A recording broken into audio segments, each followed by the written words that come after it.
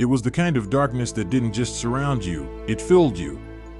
Heavy and suffocating, as if the woods themselves were exhaling secrets into the night. The trees stood in stiff silence, towering silhouettes against a moonless sky. No breeze. No rustle. Just a dense hush of anticipation. Somewhere in the Virginia wilderness, a man sat alone in a tree stand, 30 feet above the forest floor. His boots rested against cold metal, damp from the sweat of nervous tension. This wasn't his first solo night patrol. But tonight felt wrong. He'd come out to check his trail cam, a routine ritual during his off hours. Hunting was therapy. Quiet. Controlled. But this part of the base, Quantico's west side, always felt different at night. Older. Forgotten. The paved roads gave way to gravel, then dirt, then nothing but flattened deer paths and ghostly remnants of long-abandoned training sites. His Durango was parked a mile back, locked and idle. Radio signal was a joke out here. He liked it that way, usually. Tonight, the forest held its breath. The man had just the strap of his rifle. Sweat itched beneath the back of his neck. Even up in the tree stand, above it all, he couldn't shake the feeling that something was watching him. Not a soldier. Not an animal. Something patient. Something smart. He pulled the memory chip from the trail cam and slotted it into his laptop. A few turkey shots. Some wind-blurred motion frames. Nothing interesting. He exhaled through his nose. Maybe the stillness was just the weather. Early November, when the nights got black fast and the cold clung to your chest like wet cloth. He clicked to the next frame. Then another. All quiet. All normal. Crack. His head snapped up. Branches, 30 yards out. Not a clean break. Not a falling limb. Something stepping. He reached for his flashlight but didn't turn it on. Instead, he sat motionless, squinting into the dark. If it was a lost lieutenant, he didn't want to spook them. If it was a buck, he didn't want to scare it off. Another step. Closer. He pressed his lips tight, instinct forcing him still. The leaves below shivered once and went still. Then he saw it. At first, it looked like a deer. Antlers. Slender frame. Moonlight from somewhere catching in its glassy eyes. It stood between two trees, head lowered as if grazing. He relaxed a bit, just a buck wandering through. Then it lifted its head and slammed it into the tree. The thud was wet and hollow. A sickening collision of bone on bark. The deer reeled back, then did it again. And again. And again. The noise echoed up through the trees like the dull pounding of war drums, rhythmic and wrong. Its antlers splintered. Then its skull. Blood sprayed against the bark in sudden bursts, glistening in faint light like black oil. The man couldn't move. The deer was killing itself. Over and over. Then it stopped. Wobbling. Panting. Brain matter leaking down its snout. Its face a pulpy ruin. And then it stood. On two legs. Not in a frantic lurch, but deliberately. Smooth. Like it had always known how. The world narrowed. His heartbeat screamed in his ears. His fingers barely held onto the rifle. He tried to make sense of what he was seeing. It wasn't just standing. It was looking at him. Somehow, impossibly, with eyes that should have been ruined, it was staring straight at him. Then it spoke. I know you're there. Clear. Human. Male. Every muscle in his body locked. His breath stalled mid-exhale. That voice, it didn't belong in this place. It didn't belong in that thing. It didn't belong anywhere. The buck, no, the thing, held its gaze for an eternal second longer, then dropped silently to all fours. Its limbs twisted as they bent, more like elbows than knees. It padded softly into the underbrush and vanished. Silence fell again. But this time it wasn't peaceful. It was hollow. He waited. 10 minutes? 20? His hands trembled violently, the cold now fully in his bones. He couldn't tell if he was freezing or just breaking down. His instincts screamed to leave, but something deeper, older, warned him not to run. When he finally climbed down from the stand, he didn't bother retrieving his laptop. He left it there, screen still glowing faintly in the dark. The woods watched him as he walked. Every crack of a branch underfoot sounded like a scream. Every shadow seemed to lean closer. He reached his vehicle and slammed the door shut behind him. Locked it. Chambered around. And sat in the driver's seat, gripping the shotgun that rode with him on night shifts, but rarely came off the dash. He didn't go back to that trail for weeks. When he did, he brought a friend. Told him it was about scouting hunting spots, nothing more. The tree was still there. Splinters scattered like confetti. A patch of blood still stained the roots. Bits of something chalk-white and brittle with bone, maybe, were wedged between the bark. He didn't say a word. Just picked up his laptop and nodded. They left together. He never returned again alone. And he never forgot what it said. I know you're there. Because sometimes, when the wind dies down, and the trees stop whispering, he swears he still hears it. Whispered. From the brush. Right behind him. They say the desert never forgets. Maybe it's the way the rocks seem older than time itself, or how the wind moves like it's brushing against ghosts. But if you stand long enough in the sun-drenched canyons of the American Southwest, particularly where the red earth of Arizona bleeds into the broken bones of New Mexico, you begin to understand something unspoken. The land is quiet, but it is not silent. And silence, in this part of the world, is often a warning. Long before there were fences, barracks, or dusty airstrips, these lands belonged to the Dine, the people we now call the Navajo. They didn't just live here. They listened to the ground beneath their feet. They watched the skies for changes that had nothing to do with weather.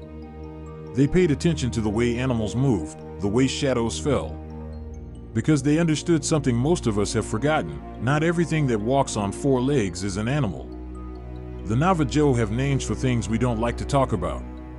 One of those names is Untold, the one who walks on all fours. The skinwalker. You won't find many willing to explain it in detail, not among the elders, anyway.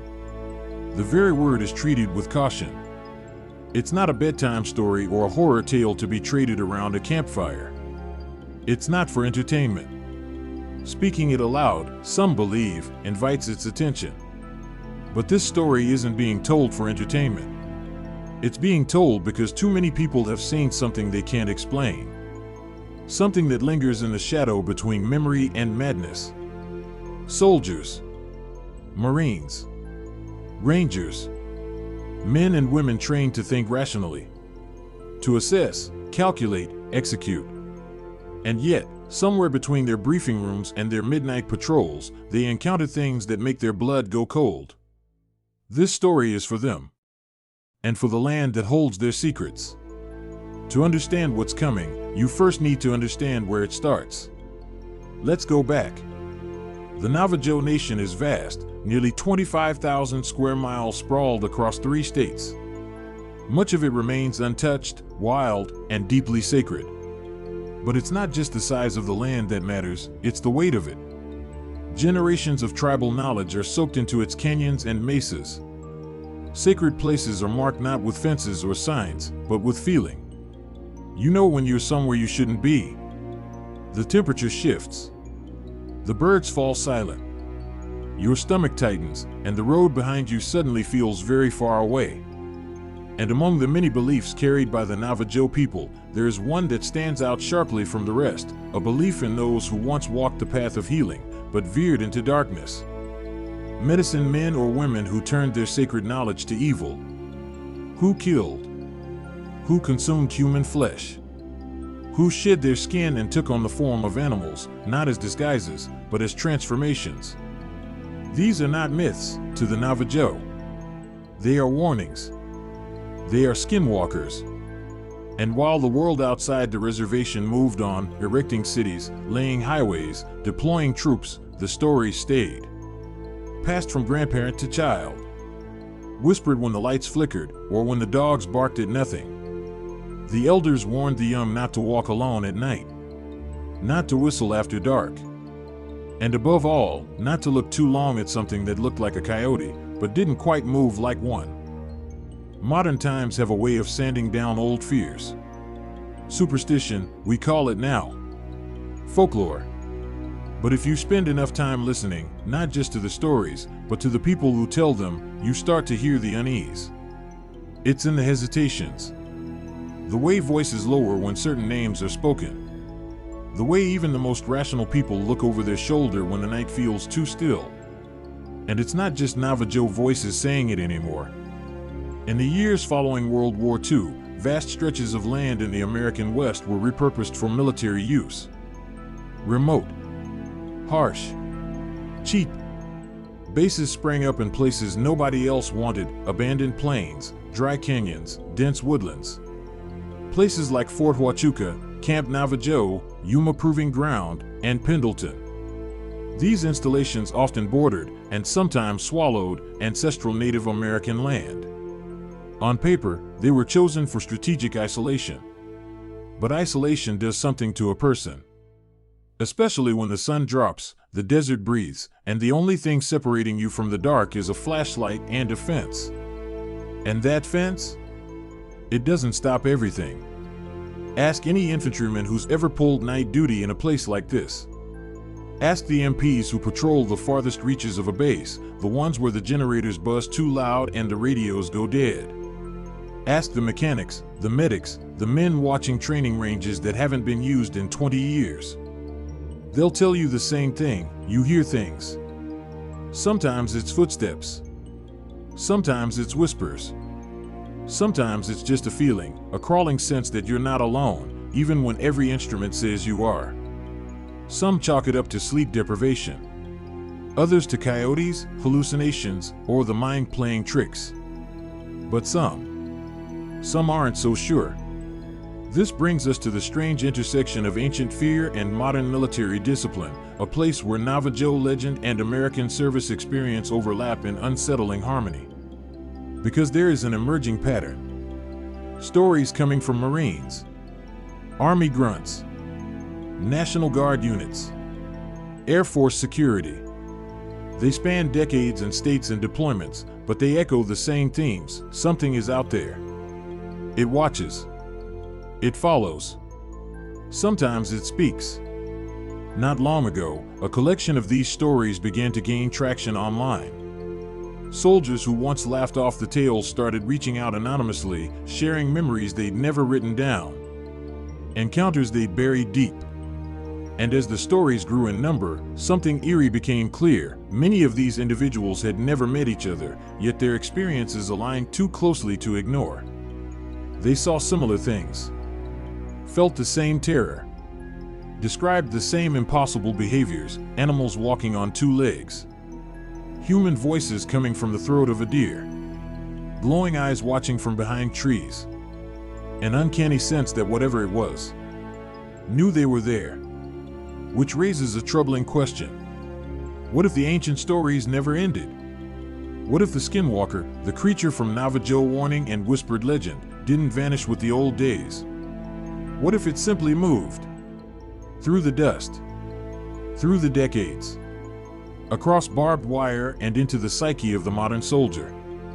And hey, race where it begins to tangle, because a myth becomes something else entirely when the men and women trained to kill, protect, and rationalize refuse to explain what they've seen. This isn't just about folklore or ghost stories told on a dare. This is about what happens when sacred ground is disturbed, when belief collides with training, and when silence is no longer enough to keep something at bay. This is about the voices that should not speak, and the people who heard them anyway. This is the smoke pit. This is base perimeter. This is sacred land and desecrated silence. This is where the skinwalker walks. There are places in the desert where the silence doesn't just stretch, it listens. In the late 1920s or early 1930s, that silence was all the Navajo ranch hand could hear as he rode alone across the western part of the reservation, somewhere near Tuba City, Arizona. The canyons around him sloped like sleeping giants, their bones etched deep into the sandstone, their breath felt in the shifting air. He wasn't afraid. Not then. Not yet. The man had asked for a few days' leave from his employer, a wealthier Navajo landowner who kept cattle near the high ridgelines, so he could visit family across the state line, near Shiprock, New Mexico.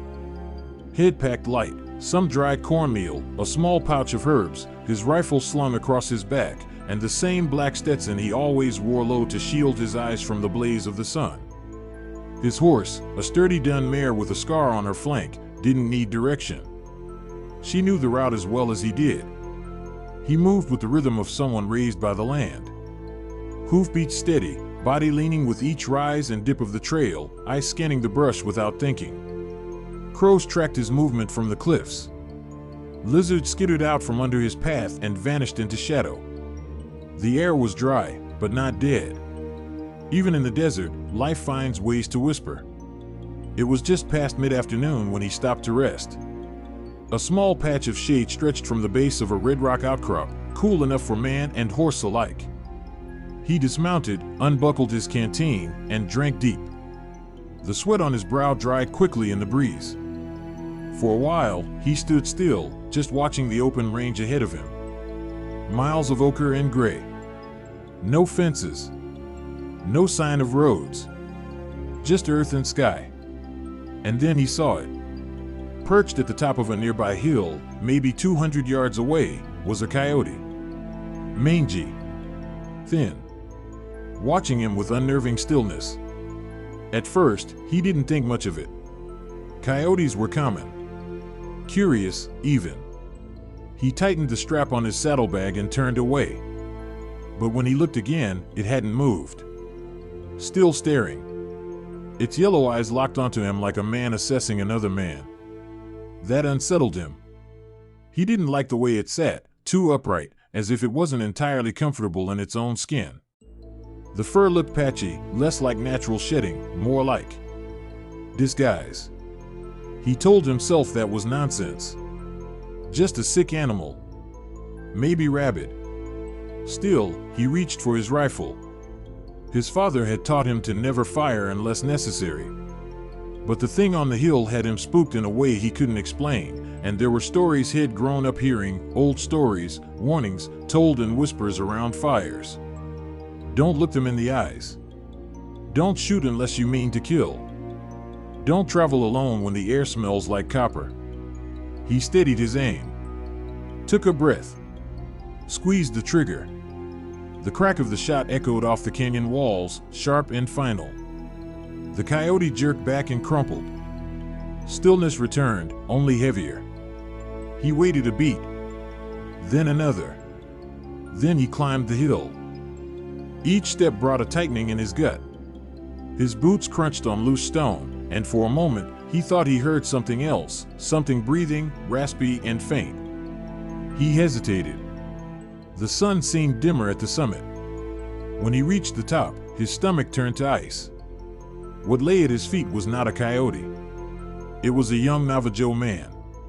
Or at least, part of one. From the waist up, the form was unmistakably human. His chest bare, skin painted with intricate white and red designs, still fresh. His hair was long, black, braided tightly. But below the navel, fur. Coarse, gray-brown fur. Legs not of a man, but a beast. Elongated. Pawed. Bent backward like a dog. The body was twisted unnaturally from the shot. Blood soaked into the ground, slow and dark. The ranch hand staggered back, bile rising in his throat. This wasn't possible. Couldn't be. But it was. He looked around wildly. The ridges loomed like silent judges. The wind shifted, and for a brief, terrifying second, he thought he heard a voice behind him, a whisper, not in any language he recognized, but thick with intent. Fear gripped him. Not the kind that makes you scream. The kind that makes your ancestors stir in your bones. The kind that tells you run. He didn't think. He just moved. He grabbed the creature, human, animal, whatever it was, by the shoulders and dragged it to the edge of the canyon. His heart pounded in his ears. He didn't look at its face again. Couldn't. There was a narrow crevice nearby, a drop so steep you couldn't see the bottom. Without ceremony, without prayer, he pushed the body over the edge. It vanished into the void. He mounted his mare with shaking hands and rode. Hard. The sun fell behind the hills. The air grew colder with every mile, but he didn't slow. His legs ached. His eyes stung. His heart refused to calm. Not until he crossed the Cheska Mountains. Not until Shiprock came into view, jagged and shadowed like a blade stabbed into the land. When he reached his family's homestead, he was soaked in sweat. Pale. Wordless. They knew something was wrong before he spoke. That night, he told them everything. What he had seen. What he had done. His uncle went silent. His aunt wept quietly and lit cedar chips to burn on the fire. His cousins refused to look him in the eye. You must not go back, they told him. The family of that creature will come looking. Not with guns. Not like men. But they will come. You've drawn their eyes. He slept that night under a heavy blanket, cedar smoke curling through the room. Every creak of the floorboards made his breath catch. Every gust of wind became a whisper in the dark. He never returned to that ranch. Never again rode through that part of the reservation. Over time, he spoke less and less of what happened. But the story lived on, passed down to his son, and eventually, his grandson. Art Tracy Jr., the man who recorded the tale.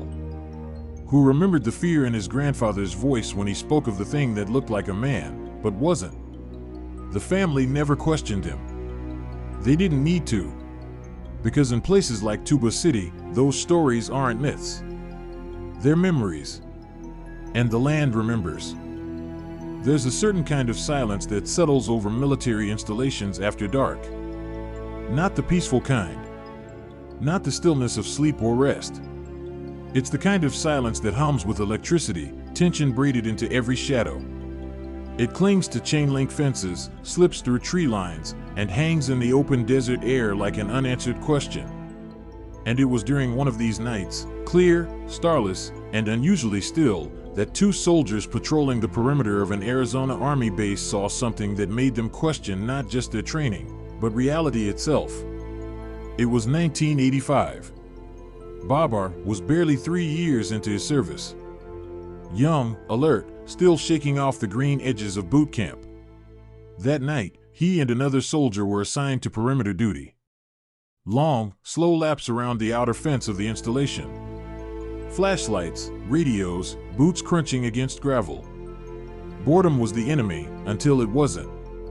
They had just started their third circuit when they noticed movement, not out beyond the fence, but inside the secure zone, roughly 30 feet behind them. Both turned at the same time. And both froze. An old man stood there. Not a drunk civilian or a fellow soldier playing a prank. This was a stranger. Dressed in worn buckskin, with long white braids that shimmered strangely in the moonlight. His skin sagged with age, but he stood tall, too tall. Rigid, like a statue that had simply appeared when no one was looking. Bob's instincts flared. He shouted, commanding the man to put his hands up. His partner joined in. No response. The man just stared at them, his expression unreadable. Not angry. Not afraid. Just there. The soldiers raised their weapons, but something in them hesitated. This wasn't a combatant. It wasn't even a threat, not at first glance. Just a lost elder who'd wandered too far, maybe mentally unwell. Maybe deaf. Bob tried the radio. Static. He jiggled the handset. Clicked the mic again. Nothing. Call it in, his partner muttered. HQ needs to send someone.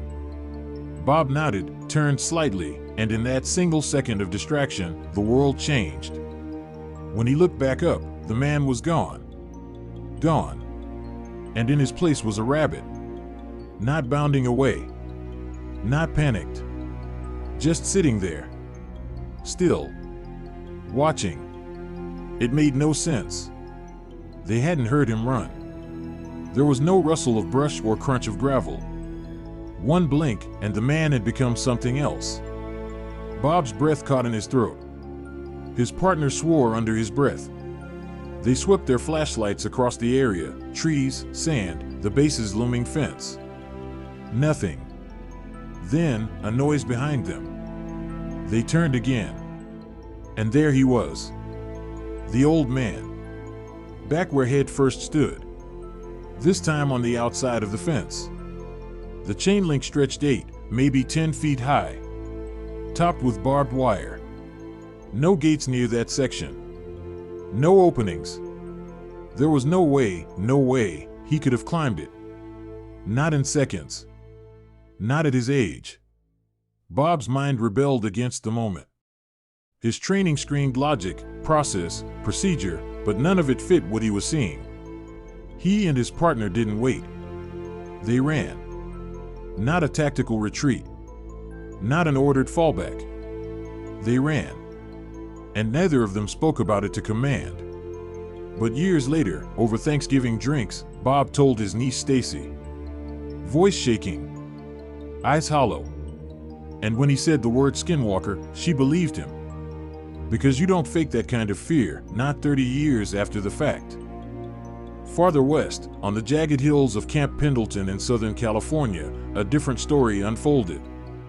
One told by a Marine who never intended to believe in the supernatural until it stared back at him. The story came from an exercise called Steel Night, a division-level field training that stretched men and machines to their limits. Sleep deprivation. Rotating watches. Long, cold nights. This Marine squad had been assigned a defensive position above Combat Town, an urban warfare simulation area deep in the desert sprawl of the base. They were dug in, tired, and rotating shifts. One boot, a fresh-out-of-training rookie, was complaining about strange sounds. Said it reminded him of the Predator. That growling, clicking sound from the movie. The older Marines laughed it off. Rookie nerves. Audio hallucinations from too many hours in the cold and dark. But the more he insisted, the quieter the squad got. Until one of the senior guys spoke up. He said he'd seen a skinwalker when he was a kid. Said it followed him for years. Said it still did. No one laughed after that. So when the noises came back, fast, guttural, a kind of growl-cough-click hybrid, they listened. Hard. And they heard it, too. It came from the brush just below the hill. Not loud. Not panicked. But present. They swept the terrain with thermal optics. One Marine, Rick, had a scope on a tripod. Another used a handheld thermal imager. Their breath slowed. The night seemed to lean in closer. Then they saw it. A deer. At least, that's what it looked like at first. Slender frame. Antlers. Lanky. But something was wrong with the way it moved.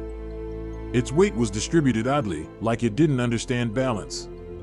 And then, in one smooth, horrifying motion, it stood up. On two legs. It stared in their direction for a split second, long enough to know it saw them. Then it sprinted up the side of the hill, impossibly fast. A blur of muscle and bone and fur, half collapsing back down on all fours at the top. It vanished into the night on the other side of the ridge, leaving behind only stunned silence. Nobody said a word for a long time. After that, they started calling themselves Skinwalker Guns. A badge of honor. A whispered joke. But none of them forgot what they saw. And none of them laughed when the rookie wouldn't sleep for 3 nights straight. But perhaps the most unnerving account came not from the desolate hills or quiet fences, but from the edge of a disaster. The Dixie Fire of 2021 was the largest single fire in California history. Nearly 1 million acres burned. Entire communities reduced to ash. And the California National Guard was called in to assist. Roadblocks. Evacuation zones. Night patrols through empty roads that had once been towns. One soldier, unnamed in the official report, was driving with his lieutenant and a private, checking on road teams. It was late. The only light came from a portable generator tower and the wash of their vehicle's beams. They'd stopped near a wooded checkpoint to talk with another team when it began. A scream. Not distant. Not animalistic. Human. Female. Sharp. Desperate. And close. The soldiers froze. They'd been briefed that mountain lions sometimes sound like women screaming. But this was too clear. Too articulate. The lieutenant called out, "Hello?" And the forest answered. In his voice.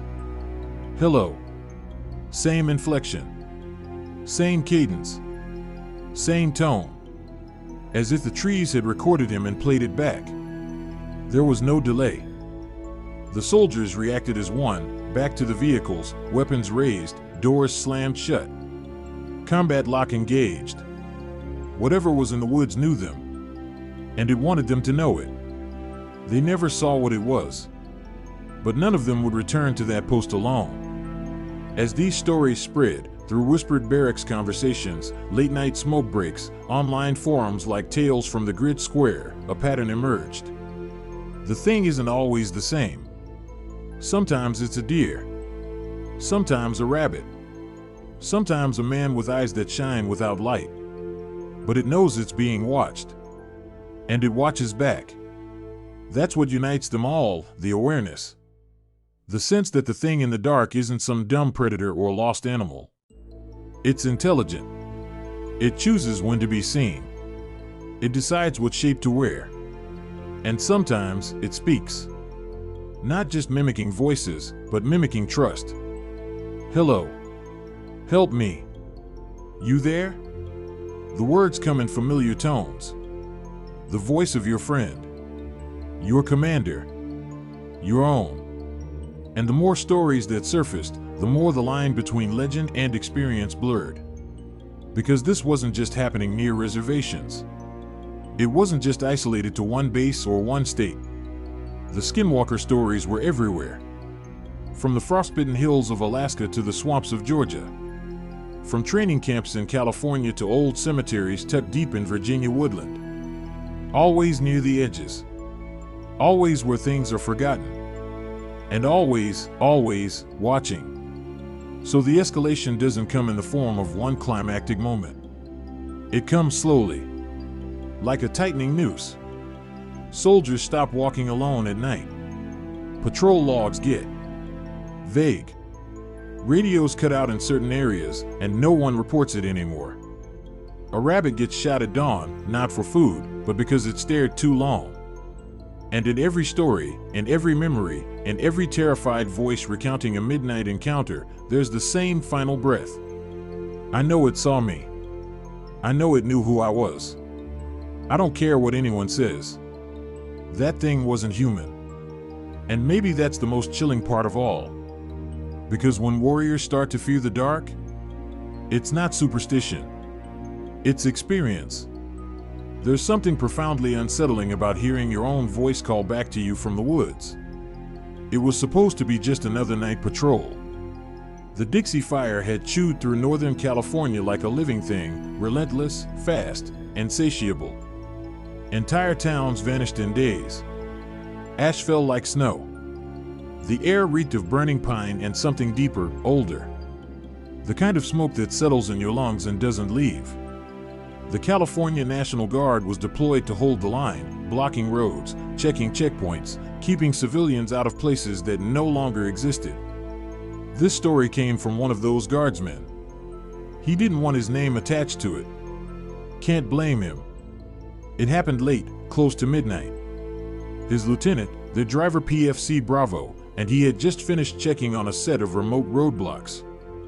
The highway stretched endlessly behind them, flanked on either side by scorched timber and glowing embers.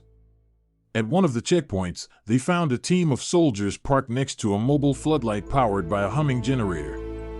It cast a harsh yellow cone across the road, but the forest on either side was pitch black, thick, untouched, unburned. The soldiers gathered around, stretching their legs, making small talk, laughing, joking about MREs. It was almost normal. Then they heard it. A scream. High. Sharp. Human. Every head turned. It didn't sound far, maybe 50 yards into the tree line. The kind of scream that slices through adrenaline and sends your body into motion before your brain catches up. The guardsmen stiffened. Hands went to rifles. Mountain lion? Someone offered, but no one believed it. The scream hadn't been animal. It wasn't a yowl or screech. It was a plea. The lieutenant stepped forward, lifted his voice. "Hello? You okay out there?" And from the darkness came the answer. "Hello?" Same pitch. Same tone. Same voice. His voice. It echoed not from behind, not from above, but straight ahead, from the place where the scream had come. The forest didn't move. No branches cracked. No undergrowth shifted. Just silence, thick as wet wool. The soldier who told this story said every hair on his body stood on end. He knew, in that moment, what they were dealing with wasn't human. They backed off. Fast. Doors slammed. Combat locks clicked. The lieutenant radioed the checkpoint team and told them to stay in the truck, keep lights on, and keep their heads down. Then they left. Fast. They didn't finish their patrol. They didn't go back. And no one filed a report. These kinds of stories, once rare, whispered, uncertain, were beginning to pile up. Across branches of the military. Across decades. Across deserts, forests, and frozen wastes. What had once been dismissed as campfire nonsense was quietly turning into an informal folklore among service members. Not because anyone wanted to believe, but because too many had seen something, heard something, felt that creeping knowledge that something just outside the limits of light had been watching, and sometimes mimicking. Take this account from Quantico, Virginia. It came from a military police officer, 2 years into his service. He liked the night shifts. Roving patrols gave him time to think, to breathe. He knew the west side of the base like the back of his hand, an expanse of forgotten roads, abandoned World War II-era training grounds, and cemeteries so old they'd been left off maps. He'd grown up in Southern California, hunted deer in the San Gabriels, camped under the stars. Nature didn't scare him. Silence was an old friend. But that night broke him. He drove out alone around 0200 hours, parked his vehicle near one of the old creek beds, and hiked in on foot to check a trail Kim had set up the week before. The woods were still. No wind. No owls. No rustle of leaves. Just the crunch of his boots and the faint metallic creak of his gear. He reached the tree stand and climbed up, settling in. Pulled the card from the trail cam. Started flipping through photos on his laptop. Mostly wild turkeys and empty forest frames. Then, crunch. He looked up. Someone, or something, was walking nearby. Heavy. Deliberate. He clicked off the screen. Killed the flashlight. Leaned forward. The moon was high. Silver light cut sharp angles across the forest floor. And there, 30 yards ahead, stood a deer. It was facing away from him. Still. Too still. He watched. Then it slammed its head into a tree. Hard. Then again. And again. Over and over, until its skull split. Until bone and blood and something that looked like brain matter spilled down its snout. And then, slowly, it stood up. Not like an animal rearing. Not like a deer startled by a threat. Like a man. It rose. Its spine shifted with unnatural fluidity. Its limbs crackled into position. It turned. And with ruined sockets and a shattered mouth, it spoke. "I know you're there. Clear. Cold. Human." The MP froze. Too scared to reach for his sidearm. Too scared to move. The thing stared at him for what felt like forever, then dropped back onto all fours and disappeared into the trees. He stayed in that tree stand for 10 minutes, shaking. Then he ran. Left the laptop behind. Didn't stop until he was back in the safety of his patrol car, lights on, shotgun in hand, parked outside the base Chopet, shaking so hard he couldn't unclip his vest. He didn't go back alone for over a month. When he finally did, accompanied by a fellow officer, the tree was still marked with deep dents. The bark split. Blood still stained the roots. Bits of something hard and pale with bone were scattered across the ground. He never told command, but he did tell his grandfather. A Navajo man had been warning him since childhood not to speak certain names aloud. A man who only shook his head and said, "Don't talk about it. Don't even think about it." The MP doesn't go near that creek anymore. And he doesn't hunt at night. Each story, on its own, feels unbelievable. A misfire of fear. A trick of stress and adrenaline. But together they form a pattern. Mimicry. Intelligence. Predation that isn't random, but targeted. And always just outside the perimeter. Just past the firelight. Just beyond the reach of command. And maybe the most disturbing part, they don't just watch. They remember. At another installation, undisclosed for operational security, a paratrooper told a story that still circulates in airborne circles. It happened during a jump. A routine night op.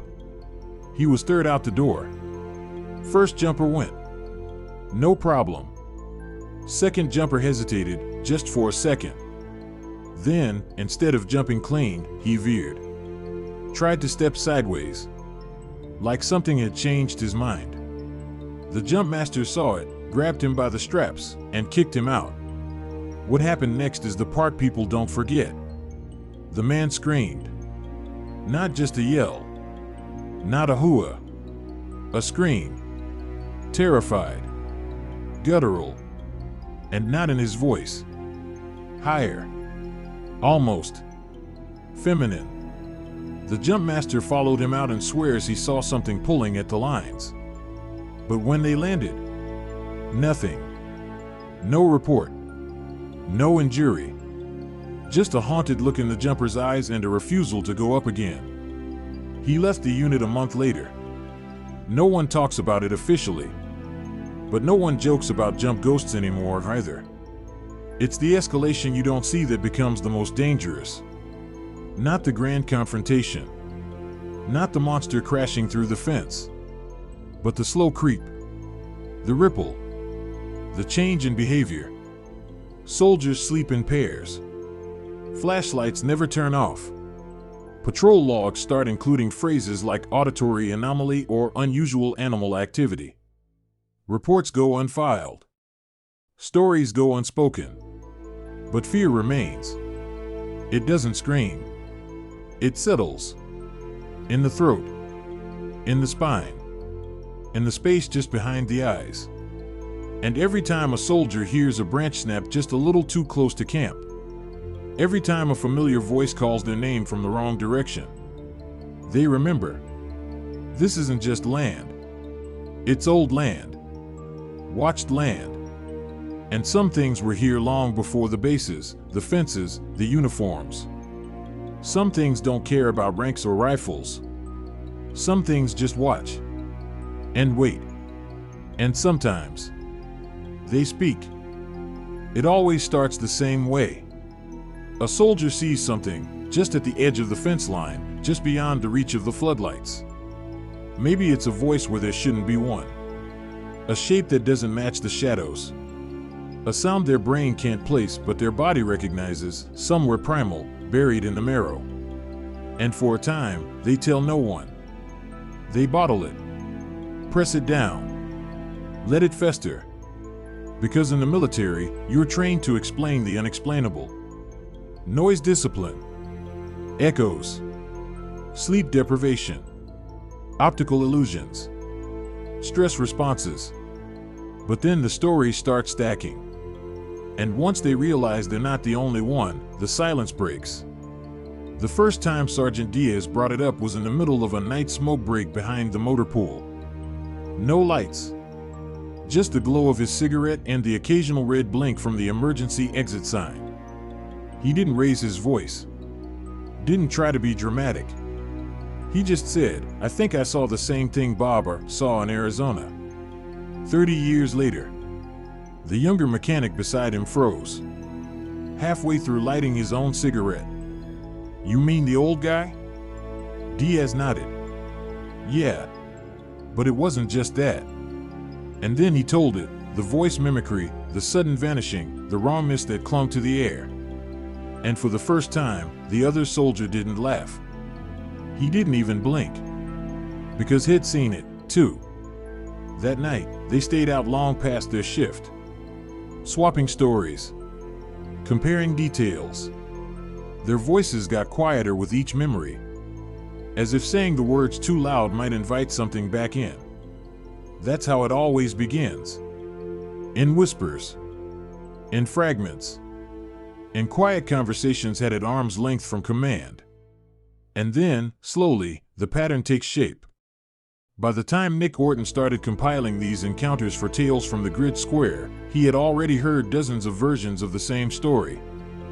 Different voices. Different ranks. Different branches. But the same echoes. There was no official form for this. No SOP for unexplainable wilderness encounters. So the stories lived off record. Handwritten. Emailed. Demanded in the dead of night. Soldiers who had once sworn never to say a word began to send them in, often with the same disclaimer. "I don't care if you believe me. I just need someone else to know." Somewhere on a base in Alaska, he didn't say which, only that it was cold enough to kill you before dawn, a recon unit reported finding hoof prints around their bivouac site. Not deer tracks. Hoof prints. But arranged in a circle. Perfectly spaced. Deep.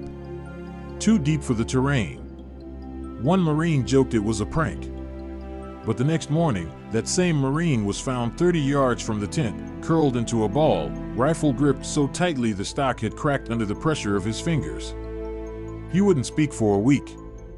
Later, quietly, he asked the chaplain to bless his boots. A soldier at Fort Polk, Louisiana, swore he heard his mother's voice coming from the woods behind the barracks. She had been dead for 3 years. Another swore he saw a man standing outside the wire who looked exactly like his battle buddy, same haircut, same posture, same everything. But that buddy was asleep on the other side of camp. And the stories kept coming. Some dismissed it all as shared delusion. Groupthink under pressure. The imagination of young minds thrown into unfamiliar terrain. And maybe some of it was that. But then came the reports from the old guys. The lifers. The retired warrant officers and grizzled sergeants major with 30 years under their belts. And their voices were never casual. They were slow. Intentional. Heavy. Like they were recalling something that had marked them. Something they tried to forget. Warrant Officer Keith Marlowe, retired, Army Aviation, said it best in an interview. "You see it once, it's a trick of the light. Twice, it's your nerves. But when you hear the exact same story from 3 different men who served in 3 different theaters and none of them know each other, you start to wonder if maybe it's not in your head." He paused. And then you remember the look in their eyes when they tell it. That vacancy. Like a part of them never came back from that night. In the months following these revelations, an informal network began to form. Orton's inbox overflowed. He started categorizing the stories by region, date, branch. Cross-referencing locations with known tribal lands, sacred sites, and recorded burial grounds. And the overlaps? They were almost too perfect. Camp Navajo. Quantico, Pendleton, Fort Huachuca, all of them once native ground. Some still sitting directly atop ceremonial ruins or paths long forgotten by maps but not by memory. And in almost every case, the encounters happened on the fringes, where the fences met the woods, where the trail cameras failed, where radio signals died without warning. It wasn't random. It was patterned. Then came the cultural link. Several soldiers, especially those of indigenous heritage, started writing in about warnings they'd received from elders growing up. Warnings they'd brushed off until their deployments forced them to remember. Don't whistle at night. Don't look into the trees too long. Don't respond to a voice that sounds familiar but comes from the wrong place. Don't talk about it.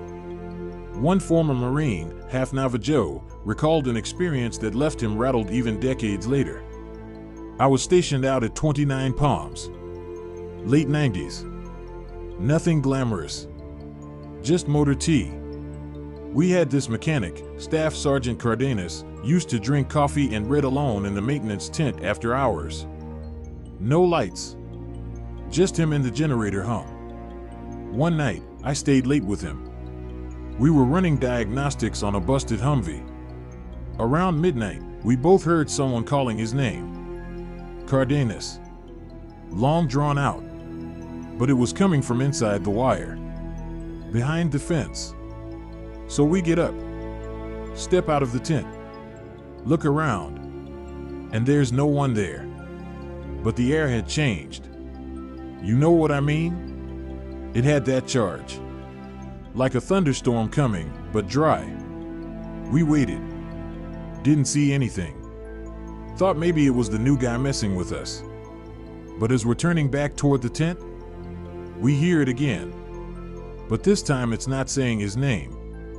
It's saying mine. Exactly how my sister used to say it. That same upward lilt. That same little pause. And she'd died 2 years before that. I didn't go back to the tent. I walked straight to the barracks and locked the door. Cardenas never brought it up again. And neither did I.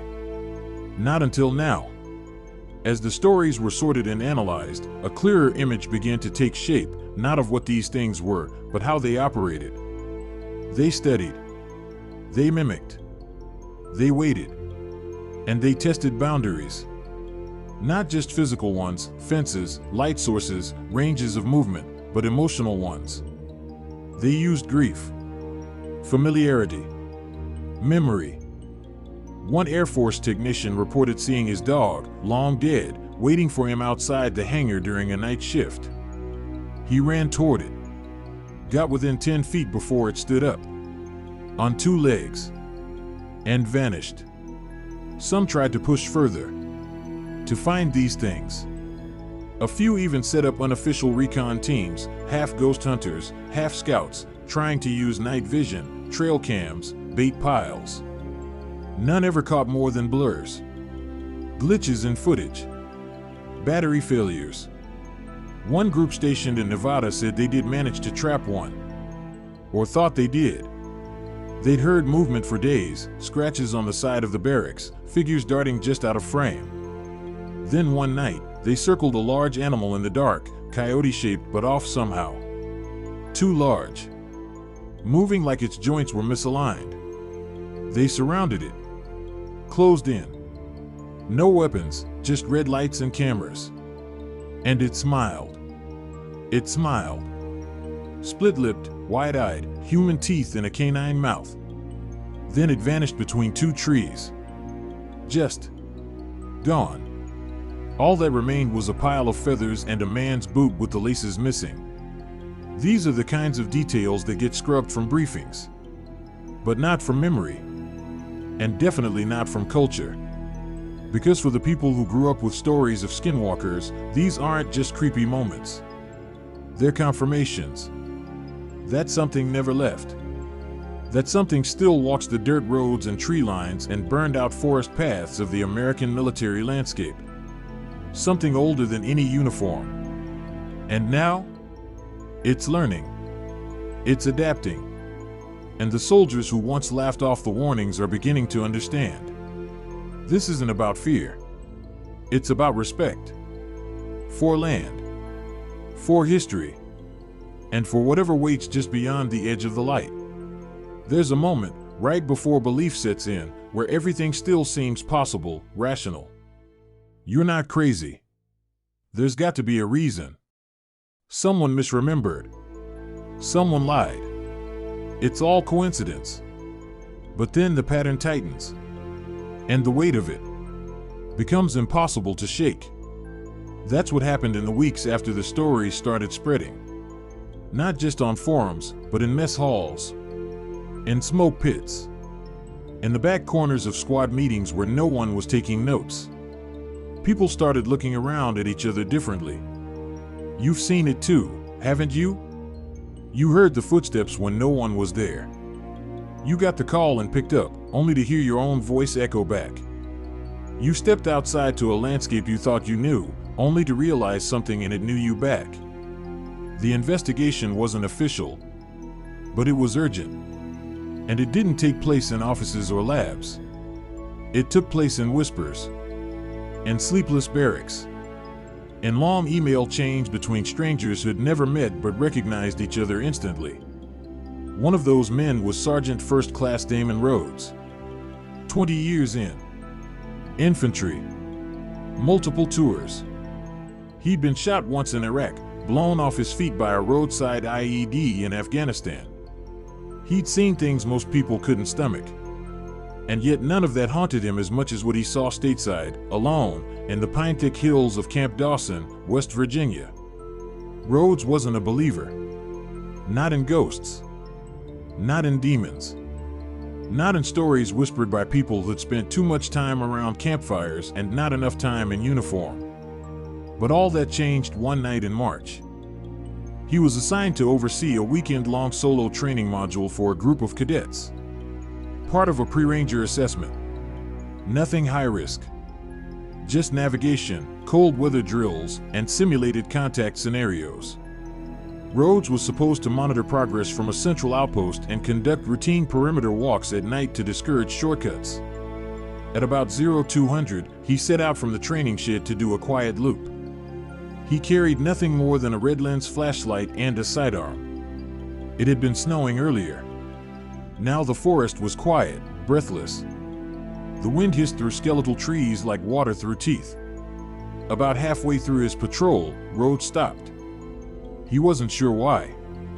He just felt it. That sense, like the world had paused. Like even the wind was watching. He crouched low, panned his light, listened. A twig snapped to his left. He rose, unholstered his sidearm, and stepped carefully toward the noise.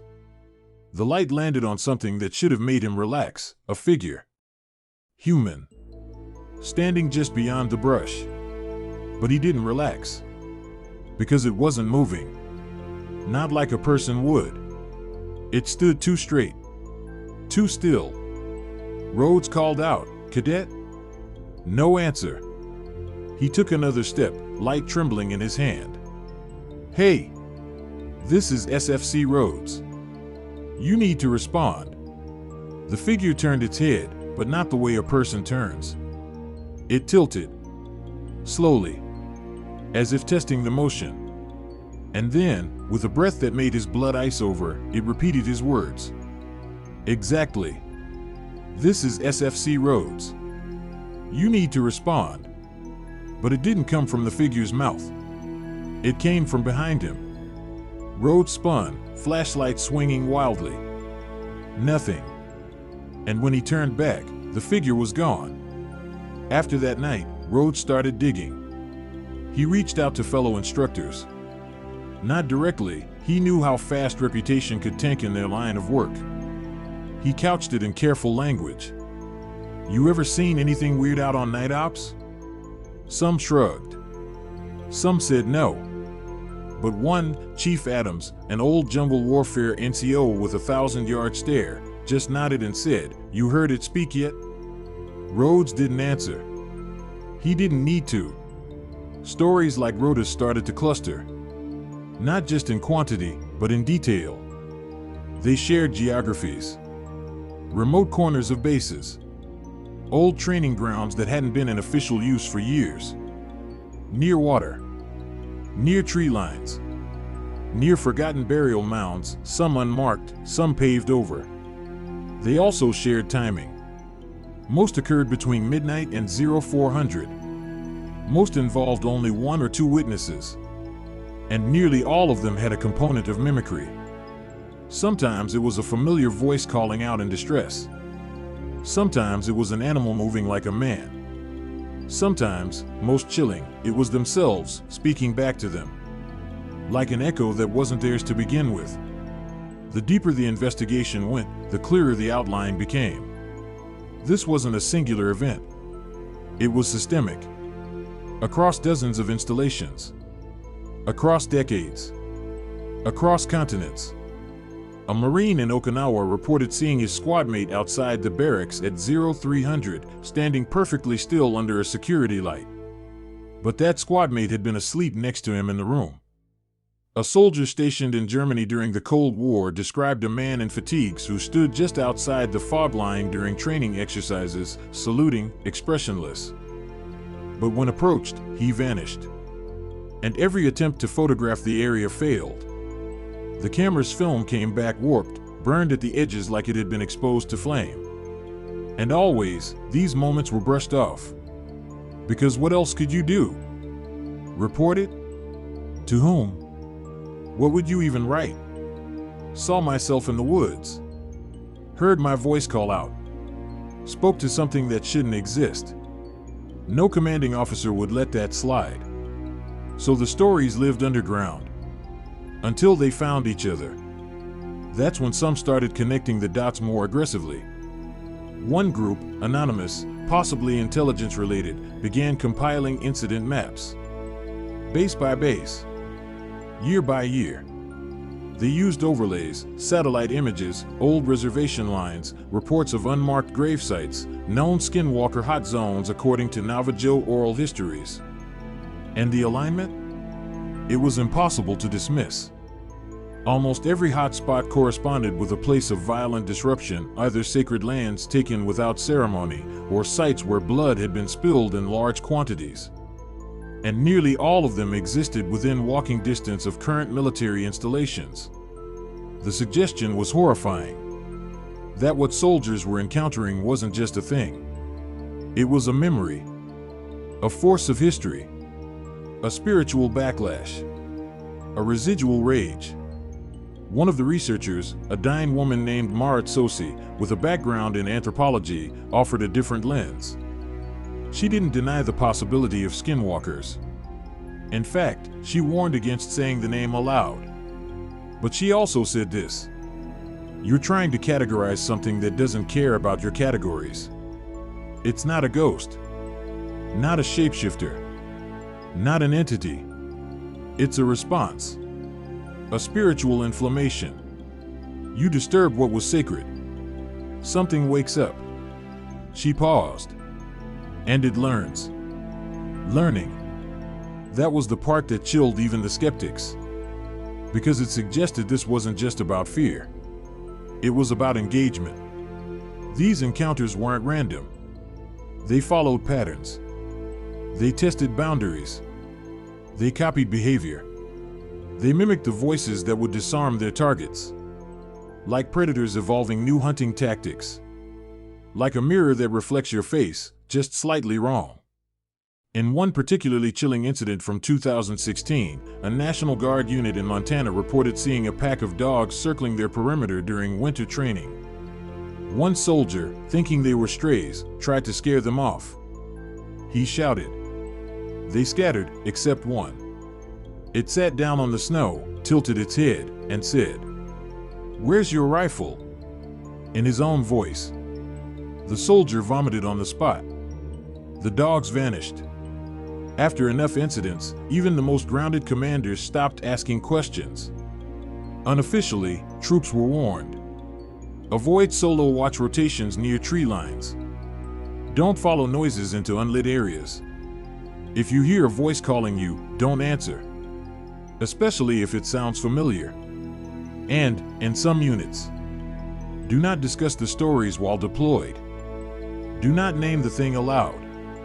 Do not share accounts around new recruits, because fear spreads fast.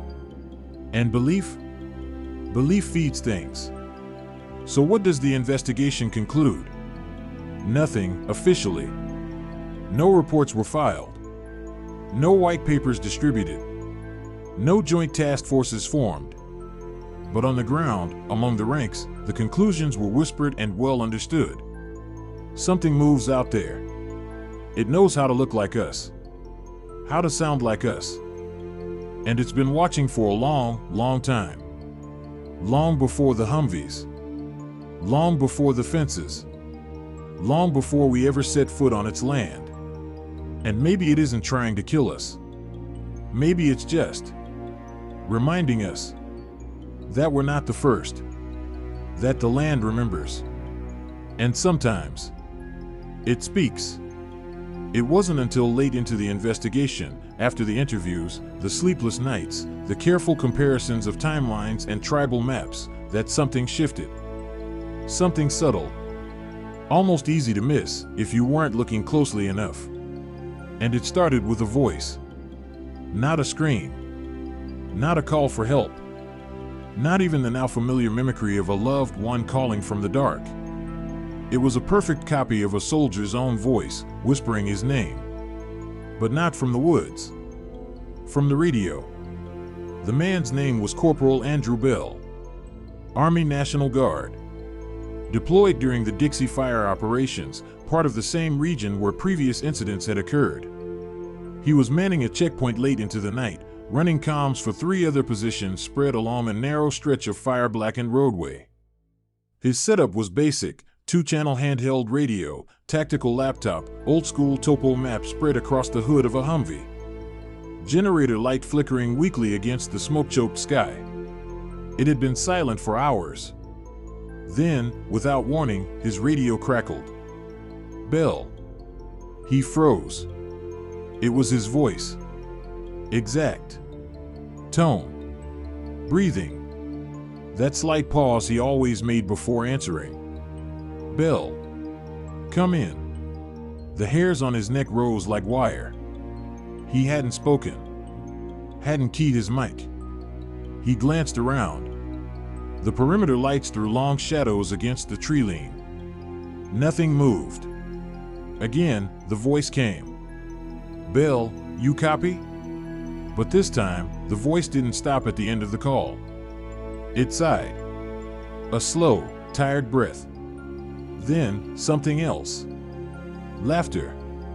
Soft. Playful. Wrong. That tape, later recovered by a private collector and sent to Nick Orton, was heavily distorted, but clear enough to be verified. Bell had saved it out of fear. Not as proof, but as a warning.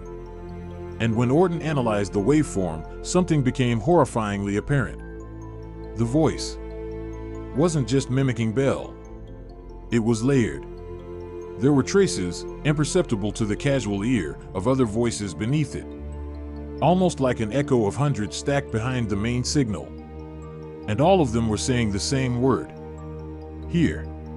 Over and over. Here. Here. Here. Until this point, most had assumed skinwalker encounters were tied to wilderness. Physical proximity.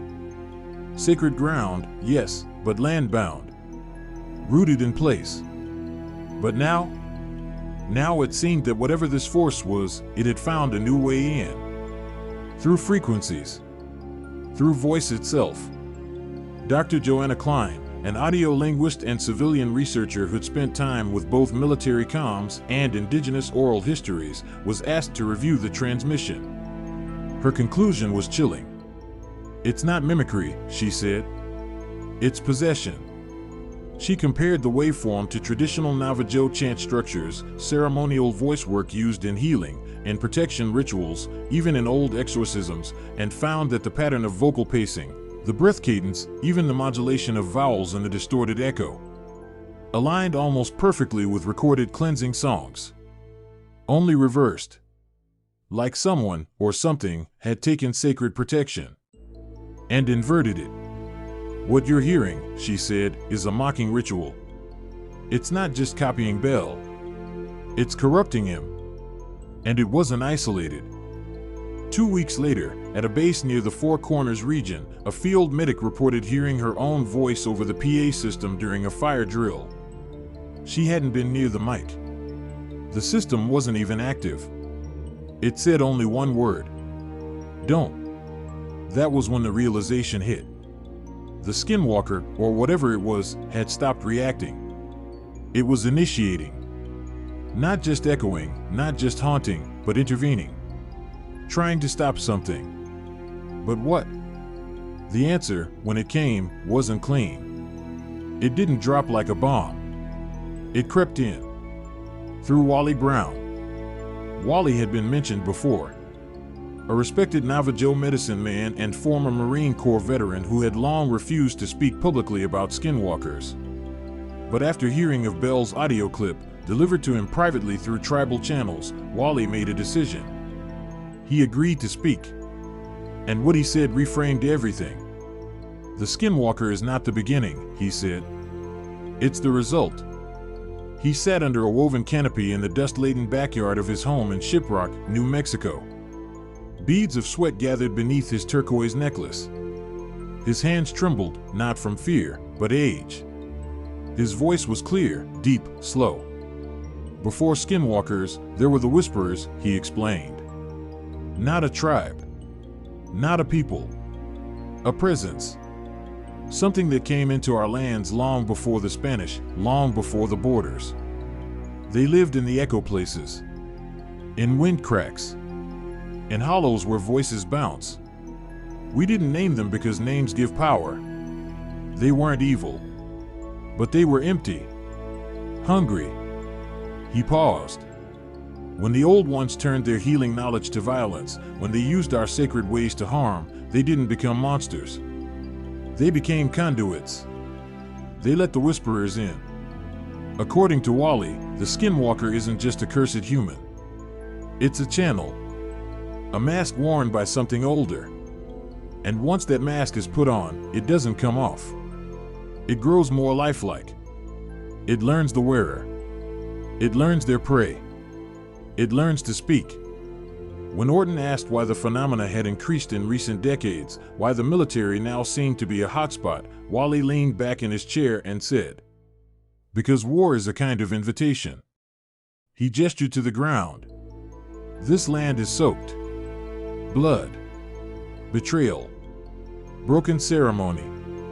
Every time that pain goes unanswered, the whisperers grow stronger. And when you train men to kill, then send them to sleep beneath stolen mountains, what do you think they'll find? But the most chilling part came when Wally played an old recording. It was barely audible. A worn cassette of his grandfather speaking in Navajo, recorded sometime in the 1950s. There were long gaps, chanting, intermittent claps. Then, in the middle, clear as day, a woman's voice. Not chanting. Speaking. "I know you." Wally paused the tape. "That voice? My grandfather said it came from inside the stone. No speaker. No mouth. Just voice. That was before they built the munitions depot. Before the dynamite." He looked Orton in the eye. "You keep hearing it now? On your radios? In the trees?" He tapped the cassette player. "It never stopped. You just stopped listening." The revelation was undeniable. The voice wasn't a trick. It was a warning. And we'd been misinterpreting it all along. It wasn't trying to lure us in. It was trying to tell us something. Something we couldn't or wouldn't hear. Until now. Because the closer you listen, the clearer it becomes. The screams? They're not fear. They're begging. The mimicry? Not deception. It's recognition. And the silence? It's not emptiness. It's the pause before something answers. Something wearing your voice like a second skin. Something ancient, patient, and watching. Always watching. And now it speaks. Not to trick you, but to say, you were never alone. And now, it's your turn to listen. So here we are. The dust has started to settle, but the air still feels too heavy. Like we've been circling something, not a creature, not a ghost, but a wound. Something deep. Something old. Something still bleeding just beneath the surface. After everything, after the screams and mimicry, the stories that never made it into official reports, the whispering voices on the radios, the warnings spoken through familiar mouths, we're left with the question that has quietly haunted every shadow of this story. What is this? What are skinwalkers, really? And what, exactly, is happening on these bases? Let's try to build a theory. Not a neat one. Not clean. But something we can at least live with. Something that makes sense of the pattern we've been tracing from camp to camp, war to war, story to story. The first thread is the land itself. Nearly every modern military base mentioned in these accounts sits atop, or alongside, land that was once sacred. Some of that land belonged to the Dine, the Navajo. Others belonged to different tribal nations, Apache, Ute, Hopi, Comanche. Each with their own cosmologies, their own spiritual markers. Burial grounds. Prayer sites. Battlefield dead never properly laid to rest. Places where ceremonies were once held and, in many cases, violated. When these lands were taken, there were no negotiations. No translations. Just erasure. Military installations were built not where the ground was empty, but where it was deemed expendable, desolate, remote, unwanted. But that land was never empty.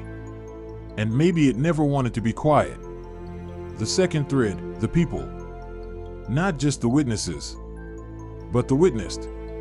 Soldiers, Marines, sailors, guardsmen. People trained to survive under extreme pressure. Hardened, skeptical, rational to a fault.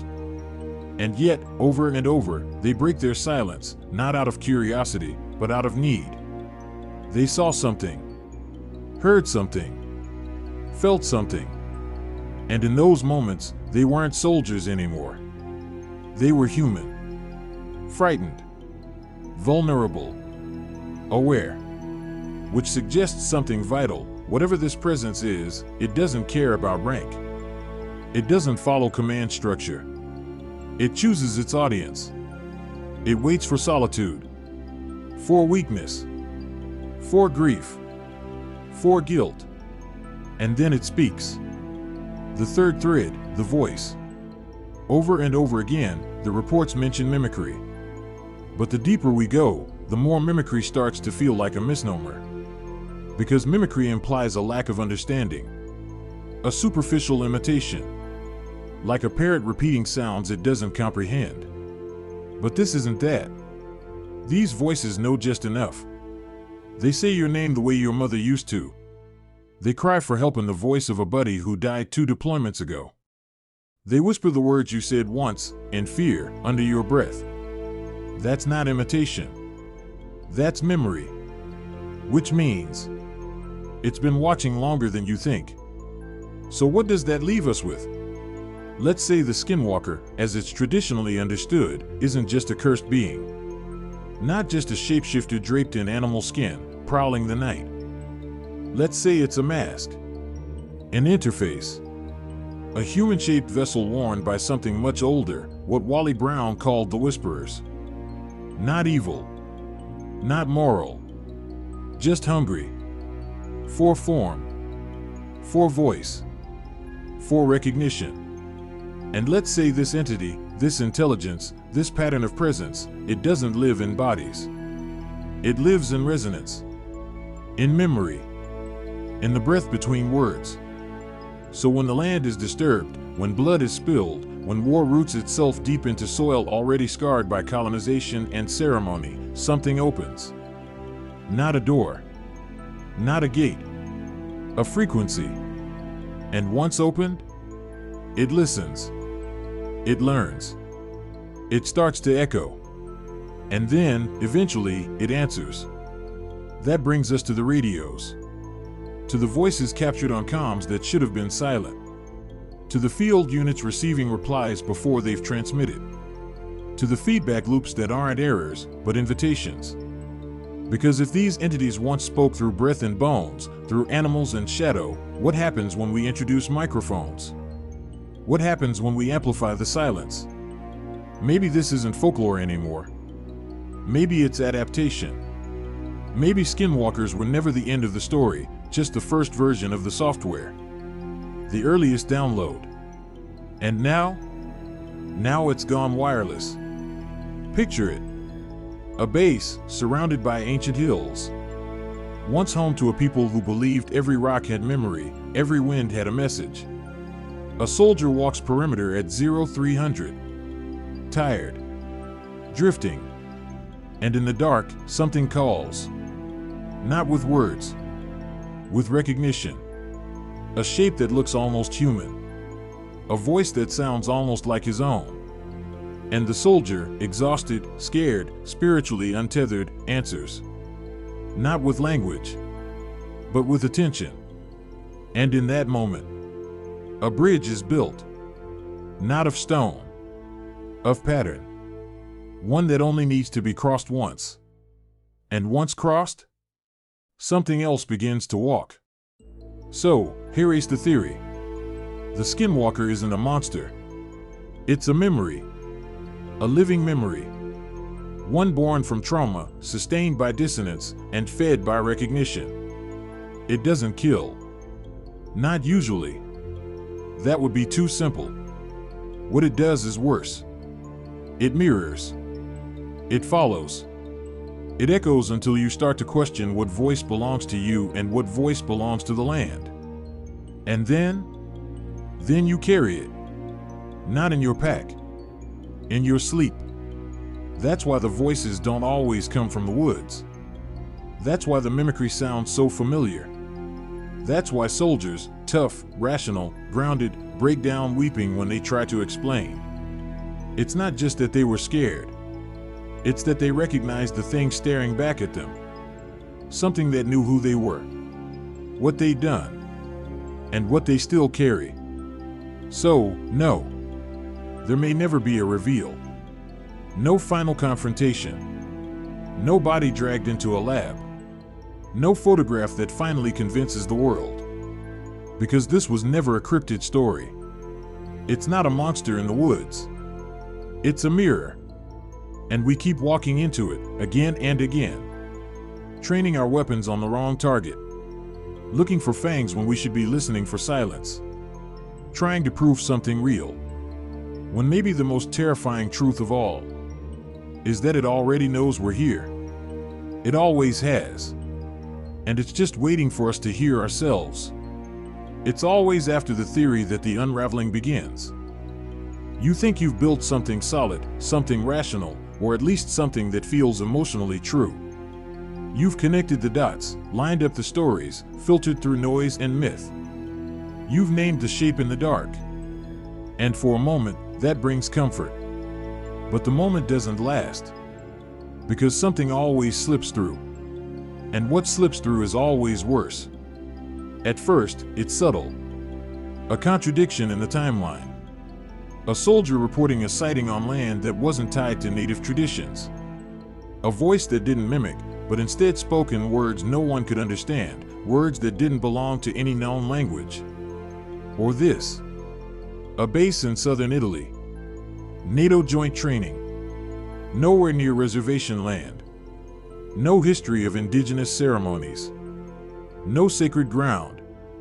And yet, an airman on night rotation, non-combat, low-stress duty, was found standing in the middle of a runway at dawn.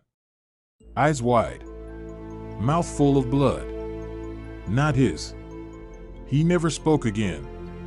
All he ever did was write one word, over and over on his bunk wall. It wasn't English. It wasn't anything. It looked like a sound. So what do you do with that? What do you do when the thing you thought was a cultural revenant, a spiritual echo, starts showing up in places that shouldn't make sense? What do you do when the patterns fracture? Some start to say, maybe this isn't tied to land at all. Maybe it never was. Maybe the land just gave it shape. A template. But the essence, the core, it was always more mobile than we realized. Not a ghost. Not even a spirit. Something closer to infection. A thought form. A contagious presence that doesn't move through space. It moves through attention. Through belief. Through fear. And that's when another kind of story starts to emerge. One that feels more modern. More dangerous. More personal. These aren't just accounts of sightings. They're breakdowns. Staff Sergeant Ryan Deeks. Mechanized infantry. He saw something out at Fort Hood during a maintenance drill. Swears he watched a coyote crawl under a tank, only to emerge standing on two legs, dragging a child-sized deer carcass with its jaw unhinged. It locked eyes with him. Didn't blink. Didn't move. And then he blacked out. No injury. No head trauma. No seizure. Just blackout. He came to 6 hours later on the barracks floor. Naked. Clutching a training dummy. He couldn't remember his name. For 3 days. Or Lieutenant Nicole Reyes. Army intelligence. She never believed in any of it. She even mocked it, openly, in front of her soldiers. Until she started hearing music. Old piano keys.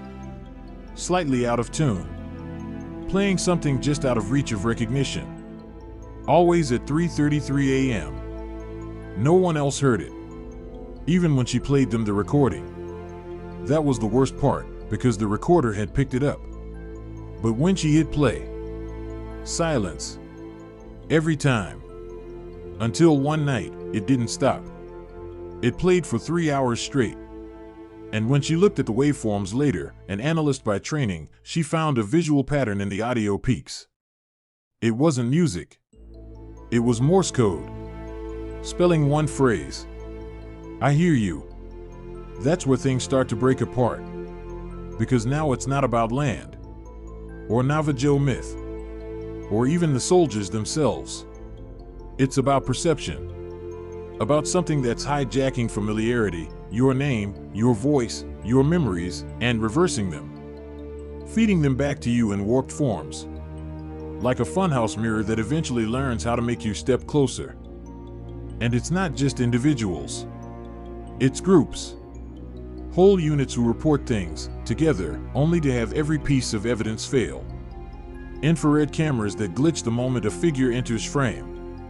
Thermal optics that display human heat signatures, then vanish mid-recording. Wristwatch footage that shows a full encounter, but turns to static on export.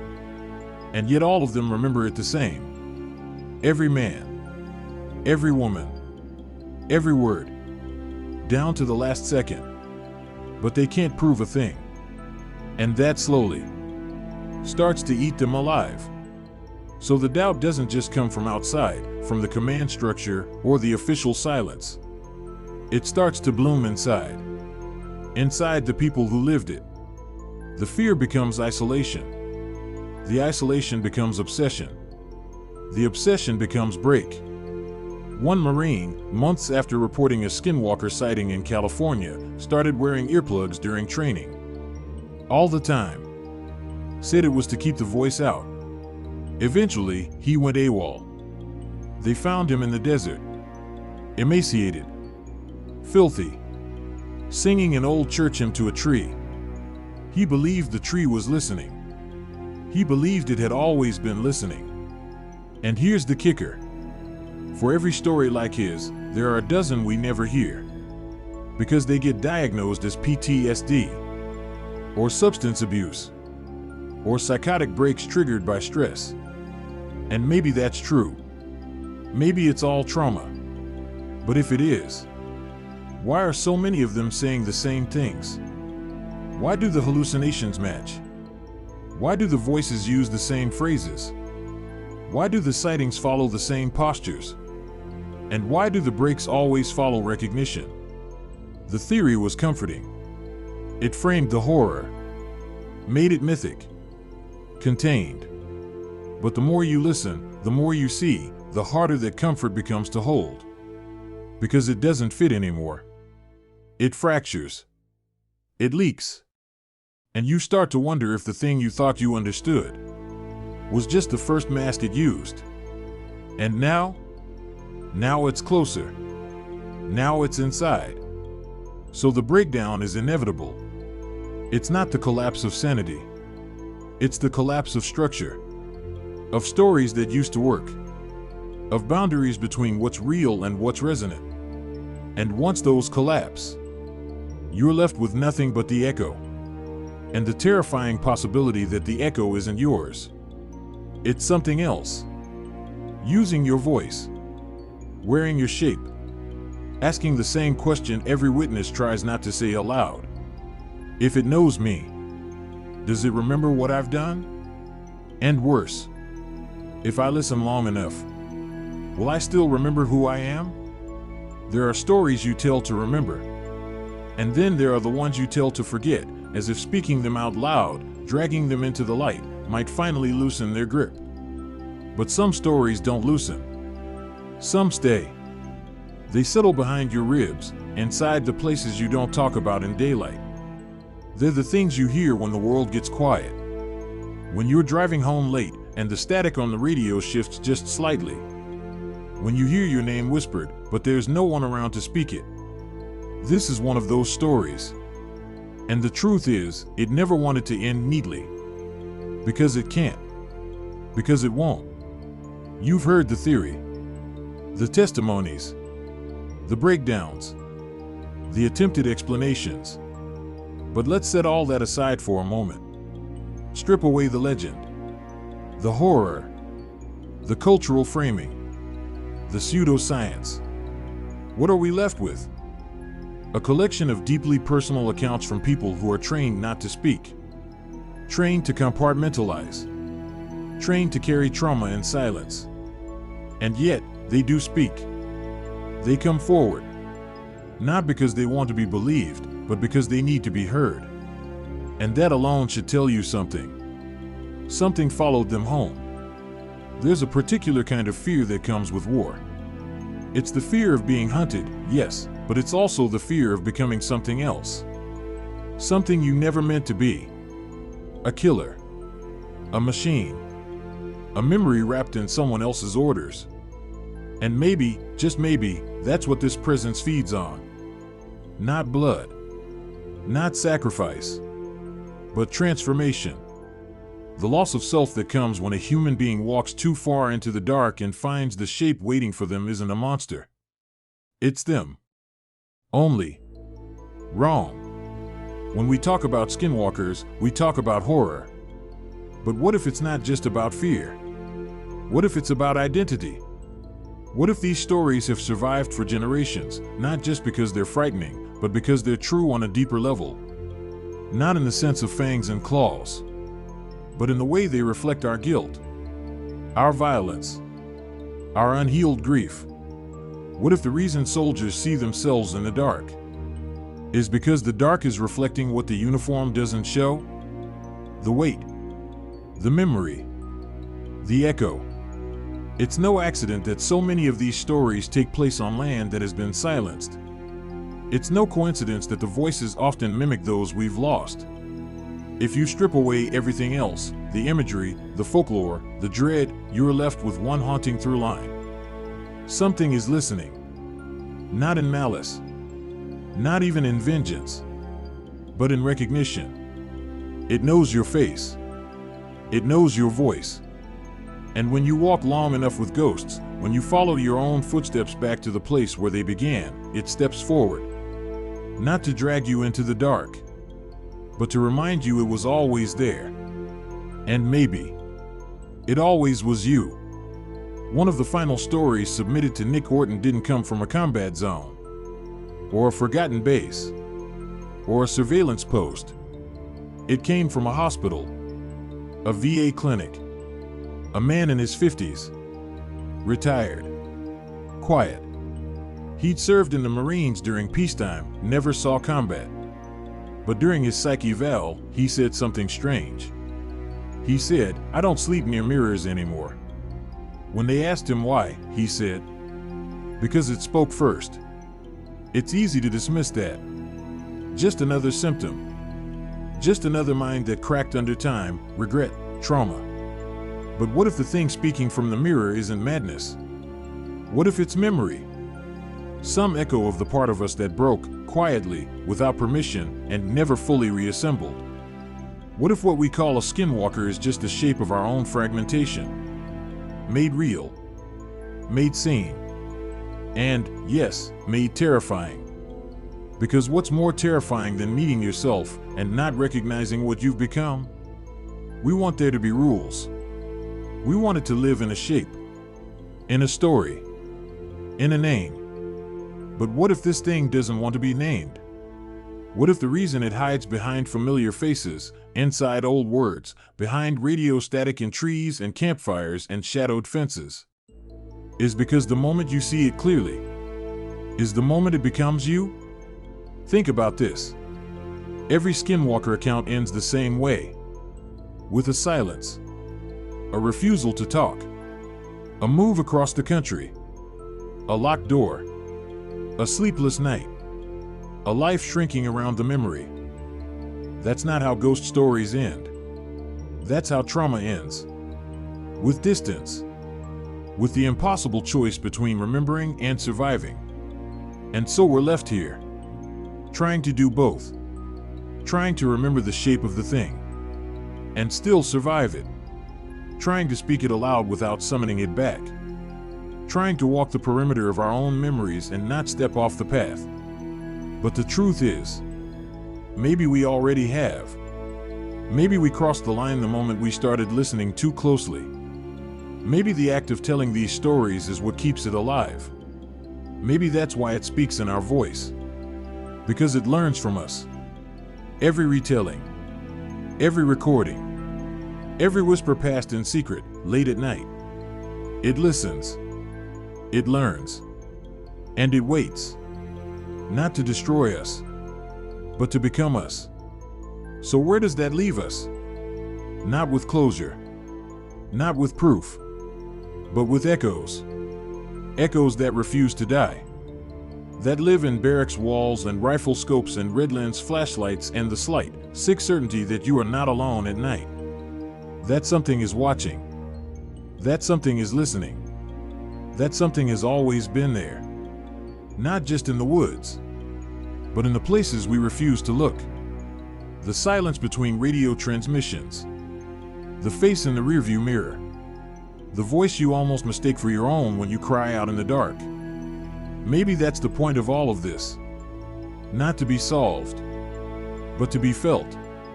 To make you pause the next time the wind shifts wrong. To make you hesitate when a voice calls from just beyond the tree line. To make you ask, not if you're being haunted, but if you've been heard. Because if there's one thing these stories teach us, it's that when you step into the dark might step back. And sometimes, it sounds like you. So where does that leave us? Not with answers. Not with resolution. Just with the echo. And maybe that's all this story was ever going to be, an echo, traveling through time, bouncing off bone and bunker walls, winding its way through generations of silence until it finally found a voice that listened long enough to hear it. Not decode it. Not fix it. Just hear it. And that is something. There's a quiet kind of terror that lives beneath the surface of stories like these. It's not about monsters in the dark. It's about the parts of ourselves we don't want to bring home. The parts shaped by trauma, by violence, by what it costs to be trained for war and then return to a world that expects you to walk through a grocery store like nothing ever happened. But something did happen. And something kept happening. Not just out there in the desert or the tree line. Not just on deployments, but after. In the space between memory and silence. In the middle of the night, When the hallway light flickers and a sound, not loud, not clear, reminds you of something you were supposed to forget. That's what makes this story linger. Because deep down, we all know. Some things come back with us. And some of them don't have a name. In talking to these soldiers, these men and women who once stood proud in uniform and now flinch at the sound of their own voice on tape, you begin to realize that the Skinwalker, as a story, isn't just about folklore. It's about identity. About what happens when you're fractured. When you live too long in high alert. When you lose track of who you are in order to become what you were told to be. And when something old and quiet and listening finds that crack and slips through. You hear a whisper. You see a shape. You remember a face that shouldn't be there. But it's not just fear you feel. It's recognition. That's what no one wants to talk about. That's why the silence is so loud. It's not because they saw something evil. It's because they saw something that knew them. And for one terrifying second, it felt like the most true thing they'd seen in years. That's why the voices speak softly. That's why the shadows don't rush. Because they don't need to. They're not intruding. They're waiting. They wait for you to reach the breaking point. They wait for the moment when silence becomes unbearable. And then, they mirror you. The voice that calls your name? It sounds like yours because you've been shouting into the void so long that your own echo comes back changed. Twisted by the waiting. By the war.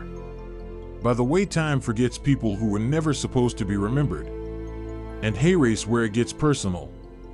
You start to wonder, if I broke in silence, would I know? If something stepped in during that moment, would I feel it? Or would I keep walking? Keep working? Keep surviving? Until someone else heard my voice in the trees and mistook it for their own? Because it's not just veterans hearing it now. The stories are spreading. Hikers, rangers, families on vacation near old bases. They report the same things. A sound, a shadow, a moment of confusion so deep it tears at the edge of reality. And then silence. Always the silence. Always that sense that something is just behind the veil. Not trying to be seen. Just being, existing, reflecting, waiting. So maybe this isn't a cautionary tale. Maybe it's not about avoiding the woods, or not whistling at night, or staying inside the perimeter fence. Maybe it's a reminder that stories don't die. That land remembers. That memory isn't just something we carry, it's something that carries us, sometimes into places we were never meant to go. And sometimes into ourselves. The parts we shut down. The pain we reroute. The scream we swallow in the name of strength. Maybe what we call Skinwalker is what rises from the silence after the scream.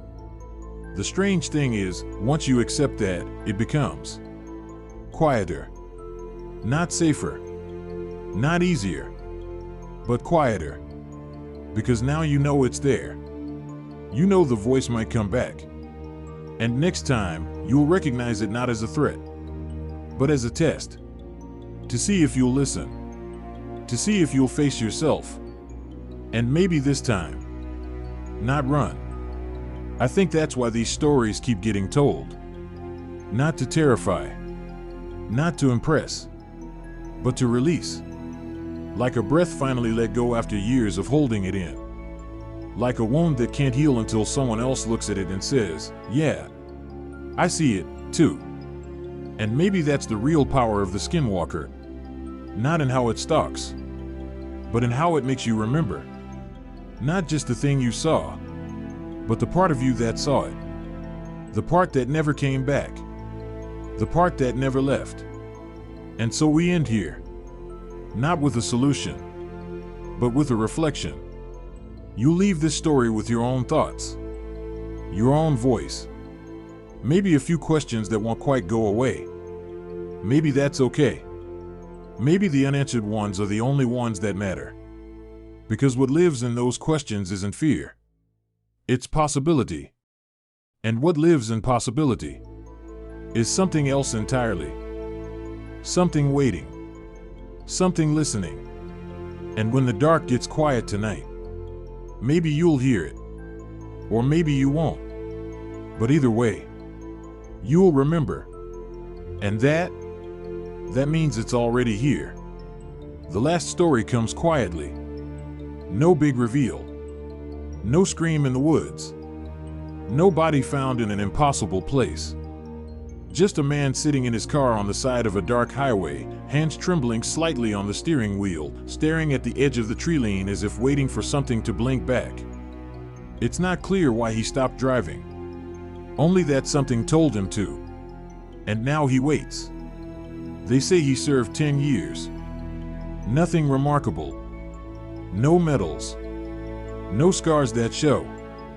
But he talks in the way old soldiers do, cautious, soft, watching your eyes as he speaks like he's measuring how much truth you can stand. I don't know if it was real, he tells us, but it was there. He says he saw a shape. Tall. Thin. Coyote legs, but the torso of a man. Only it didn't move. It just watched. And then it said something. Not loud. Not clear. Just low, like a breath of smoke caught in reverse. I think it was waiting for me to answer. But he didn't. He sat there, engine running, heart slamming against his ribs, and waited for the thing to leave. It never did. Eventually, the dawn came, and the shape was gone. But the silence stayed. A silence he now hears every night before sleep. As if the thing didn't vanish. As if it followed him home, and now lives just beneath the hum of his bedroom fan. And maybe that's how these things end now. Not with answers, but with a story you carry quietly. One you tell yourself wasn't real, until the silence makes you wonder again. Because these stories never close cleanly. They loop. They linger. They infect. Take Quantico, for instance. That base has had reports going back decades. Patrolmen who refuse to go near certain training zones at night. Instructors who bring holy water into the barracks just in case. Recruits who go out into the forest and come back. Different. But nothing's ever confirmed. Nothing's ever recorded that sticks. And yet every year, the stories return. New voices. New forms. Same feeling. Same echo. As if something waits there, not to be found, but to be understood. And every time someone gets close, it changes. Just enough to remain unseen. Or there's Camp Pendleton. The stories say it's haunted by ghosts. But that word feels too simple. Too kind. The thing people see isn't a ghost. It's a figure. Familiar. Unfinished. Like someone paused mid-transformation and got stuck. It watches from behind trees. Walks alongside patrols just out of reach. Sometimes it mimics a teammate's footsteps. Sometimes it hums. A song you haven't heard in years, until you realize. It's the one your mother used to sing when you were a child. But these aren't isolated. They're connected. Not by place. Not even by people. But by pattern. A pattern that doesn't resolve, just deepens. Every new sighting, every new account, doesn't explain the last one. It complicates it. Like something is testing boundaries, not just physical, but narrative. It lets you think you understand it. And then it steps 1 inch further. Into the uncanny. Into the unclassifiable. Until you're left with nothing but a feeling. A knowing. That something's watching. And waiting. And will never be finished. That's the heart of the unresolved ending. Not that the story doesn't close. But that it won't. That it's designed to stay open. To whisper again when the light gets low. To remind you that the voice in your head might not be yours. There's an older Navajo belief, rarely spoken outside ceremony. That some stories carry their own spirits. that to tell them is to invite them, not always maliciously, but persistently, like a rhythm, like a chant. And once told, they require tending, a kind of spiritual maintenance, because if left alone too long, they grow restless. They seek new listeners. Maybe that's what this is. Not a haunting, not a myth, but a listener. A presence that survives not by appearing, but by being remembered, by being passed on, by becoming part of the structure of fear. Not the cause of it, the mirror of it. And in that mirror, we start to see ourselves. Because let's be honest, these stories say more about us than they do about the thing. They speak to our obsession with the unknown, our need to explain what frightens us, to contain it in a shape, a name, a ritual. But what if this isn't meant to be contained? What if it's not even a thing? What if it's a condition? Something we catch when we stare too long into the dark, when we ask too many questions in a place that was never meant to answer, when we finally realize that silence isn't empty, it's listening back. So here's the final question. What if it's not out there anymore? What if, after everything, after all the sightings and stories and near breakdowns, it found its way in? Into the calms, into the dreams, into the spaces between our words. And now it waits. Not in the woods, but in the pauses between sentences, in the tremble behind a soldier's joke, in the moment a listener, like you, feels the hairs rise on their arms for no logical reason. And maybe, just maybe, that's enough. Not to prove, but to feel. And in that feeling, carry the story forward. Not as truth, not as lie, but as possibility. Something unspoken that walks behind us.